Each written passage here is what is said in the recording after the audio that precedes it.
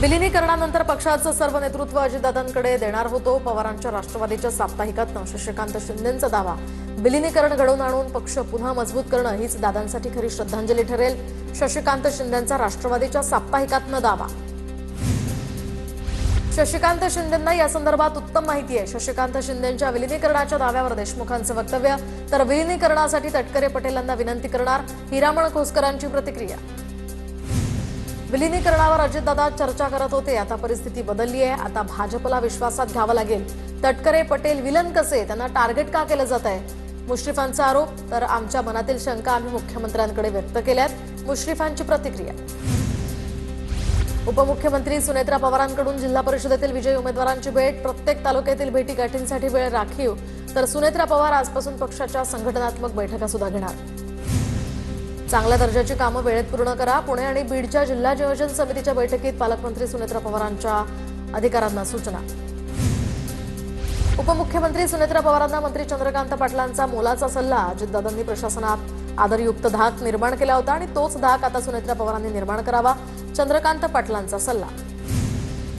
अजितदादांच्या विमान अपघाताचा संशय आणखीनच बळावला. बारामती अपघातासंदर्भात पायलटवर दबाव का होता किंवा होता का याचीही चौकशी व्हावी. आमदार रोहित पवारांची मागणी.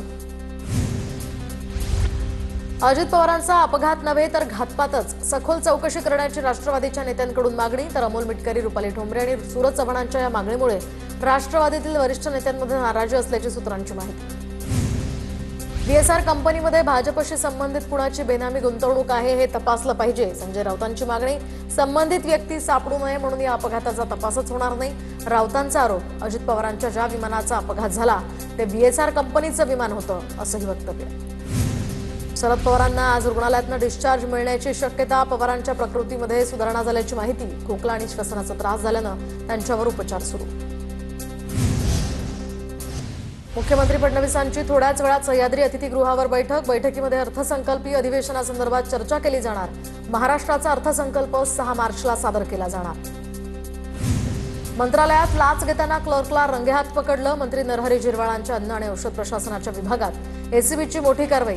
मेडिकलचा निलंबित परवाना पूर्ववत करून देण्यासाठी 35,000ची लाच घेताना आरोपी राजेंद्र ढेंगरेला अटक. मेडिकल निलंबित परवान्यासंदर्भात झिरवाळांसमोर सुनावणी होणार होती. निलंबित परवाना पूर्ववत करण्यासाठी लाच मागितल्याची माहिती. मंत्र्यांसमोर हवी तशी स्थगितीची ऑर्डर देण्यासाठी लाच मागितली. एसीबीची माहिती. तर या प्रकरणी आणखी तपासही होणार. मंत्रालयात अधिकाऱ्यानं लाच घेतल्याप्रकरणी माझं नाव आलं तर मी राजीनामा देईन. मंत्री झिरवाळ यांची प्रतिक्रिया. तर या प्रकरणामध्ये कुणालाही पाठीशी घातलं जाणार नाही, झिरवाळांचं वक्तव्य. झिरवाळांना एफडीए विभागातलं काय कळतं, राऊतांचा सवाल. तर झिरवाळांचे अनेक किस्से माझ्याकडे आहेत. एसीबीनं या प्रकरणामध्ये सूत्रधारापर्यंत पोहोचलं पाहिजे. राऊतांची प्रतिक्रिया. तर मला मंत्रालयाचं कामकाज येतं की नाही या संदर्भात खुलासा करेन, झिरवाळांचं प्रत्युत्तर. एफडीए विभागाचं इमान हे 35,000त विकलं जात आहे. एसीबीनं फक्त फांद्या छाटू नयेत तर बुंध्यावर घाव घालावा. दानवेंची मागणी. क्लिअरन्सच्या नावाखाली मंत्रालयामध्ये नक्की कशाचा बाजार मांडलाय, दानवेंचा सवाल. चुकीला माफी नाही. मंत्रालयातील लाच प्रकरणात भरत गोगावलेंचं वक्तव्य. लाच घेणाऱ्या संबंधितावर नक्की कारवाई होणार, गोगावलेंची प्रतिक्रिया.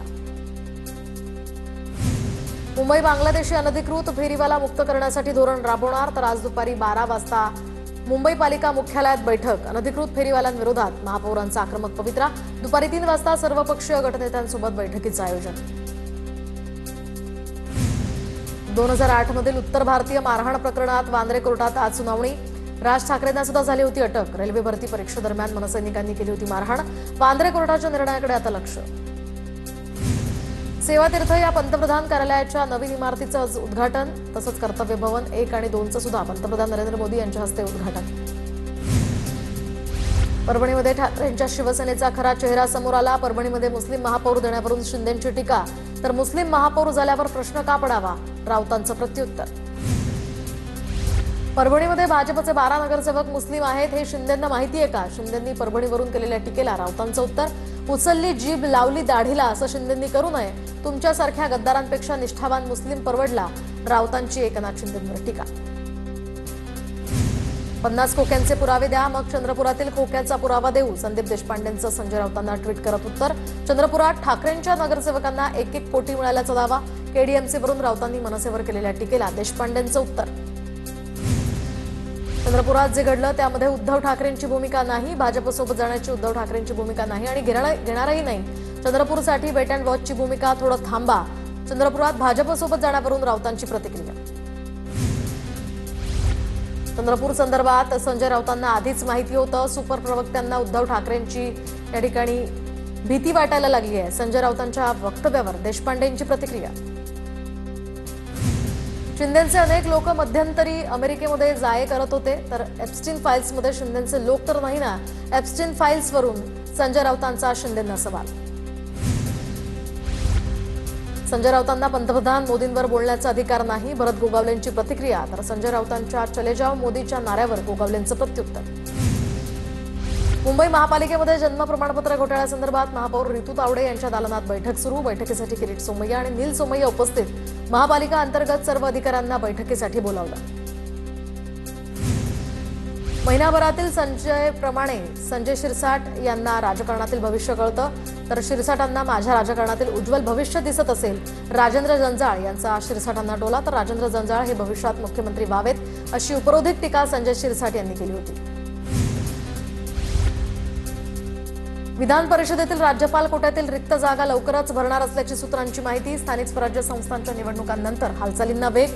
निवडणुकांमध्ये उल्लेखनीय कामगिरी करणाऱ्या व्यक्तींना प्राधान्य देण्याची शक्यता. फडणवीसांच्या उपस्थितीमध्ये रायगड जिल्हा वार्षिक योजनेचा आढावा घेण्यात आला. वर्षा बंगल्यावर बैठक पार पडली. सुनील तटकरे बैठकीला ऑनलाईन पद्धतीने उपस्थित. बैठकीला राज्यमंत्री आशिष जयस्वाल सुद्धा उपस्थित होते. स्थानिक निवडणुकांमुळे भाजपच्या कार्यकारिणीचं भिजत घोंगडं कायम. मागील 8 महिन्यांपासून राज्यातील भाजप नेत्यांच्या नावावर एकमत नाही. हरकती, सूचना आणि स्थानिक निवडणुकांमुळे कार्यकारिणी रखडली. पुणे रिंग रोडला दिवंगत उपमुख्यमंत्री अजित पवारांचं नाव देण्यात यावं. दरम्यान या संदर्भात पुणे जिल्हा नियोजन समितीच्या बैठकीत आमदार शंकर मांडेकरांची मागणी. सुनेत्रा पवार यांच्या अध्यक्षतेखाली काल पहिलीच डीपीडीसीची बैठक पार पडली आहे. नवी मुंबईच्या महापालिका अधिकाऱ्यांवर मंत्री गणेश नाईक संतापले. कामं नाही केली तर बघतोच, गणेश नाईकांचा अधिकाऱ्यांना दम.